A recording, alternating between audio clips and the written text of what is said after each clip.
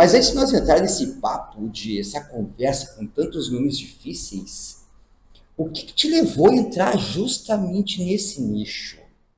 Como é que a vida te encaminhou para isso? Então, né, eu acho que a minha vida foi sempre nessa história, né? Se for olhar um pouquinho da minha história lá atrás, eu tive alguns desafios familiares na época, especificamente com a minha mãe.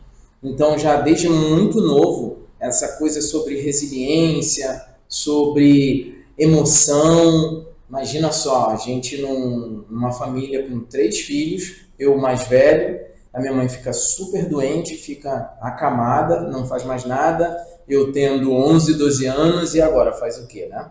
Faltava grana e alguém tinha que tomar a responsabilidade desse negócio.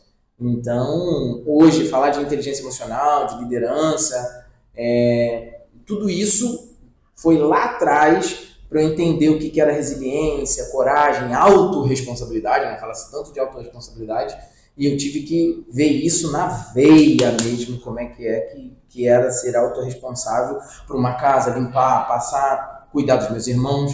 Por exemplo, a diferença entre meus irmãos é de 10 e 5 anos. Então, tu imagina o novinho quantos anos ele tinha quando eu tinha 11 anos. Nossa Senhora! E depois, assim, tu já nessa fase adulta, tu sente falta da infância? Porque isso é uma coisa que, pelo jeito, tu deu uma bela de uma pulada, né?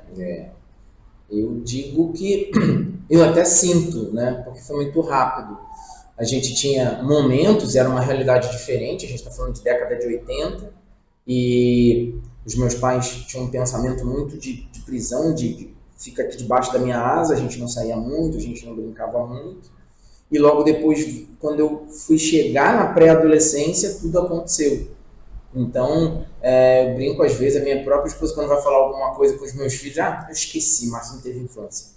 Mas é meio isso, sabe? Aí às vezes a gente na terapia tem que tratar, tem que cuidar disso, porque lembra bem, esqueci, Márcio não teve infância. E aí é legal esse companheirismo nosso, porque ela pode me ajudar em algumas coisas que faltou lá atrás. Sim. Que infelizmente a minha mãe não teve como nos ajudar nisso, nos educar nessa situação, e o meu pai estava o tempo todo na rua para trazer grana para a gente de casa, né? Então, sim. Mais ou menos isso. E aí deve ter sido uma... Porque, lógico, é uma coisa gradual, não. A casa agora, eu que tenho que tomar a frente, meu pai está na rua, eu não posso, eu tenho que tomar a frente da brincadeira.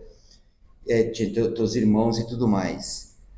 Isso aí ajudou, logicamente, a te lapidar em termos de valores, mas ao mesmo tempo, que nem a tua esposa brinca, ele não teve infância.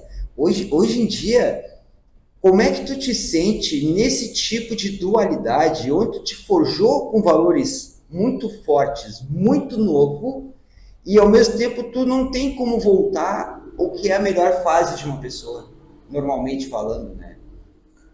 E aí é legal, você vai rir um pouco, que através dos meus filhos agora eu posso tentar reviver isso. Para você ter uma ideia, existe um ferrorama muito clássico, né, nessa década. Esse ferrorama era grandão, tinha os vagões, CP600. E eu não tinha grana, papai não tinha grana para isso. E eu fiquei apaixonado nesse negócio. Aí eu falei para minha esposa, se eu tiver um menino, a minha filha não curtiu isso, foi mais para boneca, coisa arada e tal, e se ela curtisse ferrorama, eu ia brincar igual. Sim. Né? Aí, amor, o seguinte, aí ela, já sei, você vai comprar o ferrorama para tu brincar, não vai ser pro teu filho. Né? Aí eu, não é bem assim. E aí eu estava no Rio de Janeiro, passamos as férias no Rio de Janeiro, entre agora 2024 e 2025, e eu estava nas andanças e eu olhei pro alto numa loja e eu tava procurando a beça, procurei na internet tudo, como não achava aquele programa, só achava o simplesinho que eu tinha. Esse Sim. O papai conseguiu ter um dinheirinho para me presentear do simplesinho, que ele só dava a voltinha. Que era o CP100 da estrela. Isso, esse mesmo. Eu acho e o que eu quero, eu vou comprar. O 600, esse grandão. Que agora eu achei.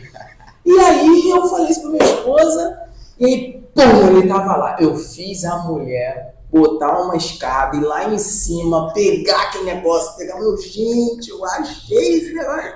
E aí eu falei, o nome dele é Ícaro, né, do meu filho. Aí eu falei, Ícaro, e aí, você gostou, curtiu? Sim, papai, sim, papai. Eu quero. Ufa, minha missão tá ok. Então, dentro dessa dualidade, a gente precisa entender que isso é desafiador tanto no mundo dos negócios como na nossa vida pessoalmente. Muitas vezes nós passamos situações na nossa vida pessoal ou profissional, qualquer área da nossa vida, e a gente tende a essa situação de querer voltar no tempo. Mas o tempo é algo que tu não consegue colocar de volta. Tu só consegue fazer daqui para frente. Sim. Né? Então, se tiver alguma coisa que resgatar, na minha trajetória, eu entendi que é de agora. É a gente entender lá atrás, ressignificar, porque o que é hoje, a gente precisa honrar o que foi lá atrás. Sim. Fácil? Não. Desafiador? É. Mas é uma construção.